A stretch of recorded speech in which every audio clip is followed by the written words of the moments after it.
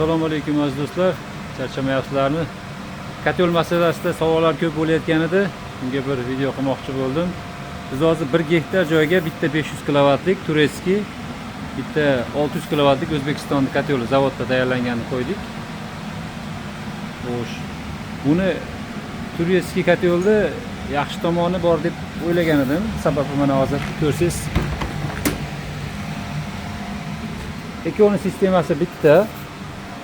Pastdan ko'mir yonadi, tepaga borib turib, teshiklardan chiqib, yana aylanib mo'ridan chiqib ketadi. Buni mana qo'shimcha turbasasi bor, mana.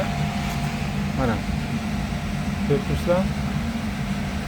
Suvda suv qaynashi yaxshi bo'ladi deb buni qo'shimcha holatga olgandik, lekin bilmayman, bizni kutilgan natijani bermayapti hozircha bu.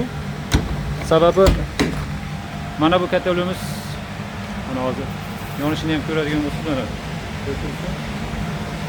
hozir 80 ga qo'ygan bo'lsak, 70 bemalol bo'lyapti. 90 ga qo'ysak 90 ga chiqyapti. Bu 50 dan oshmayapti. Ikkovini birga yaqqan taqdirda ham. Hozir sizga buni kattani ishlashini bir ko'rsatib qo'yaman mana. Hozir shunday ocha olmaymiz eshigini.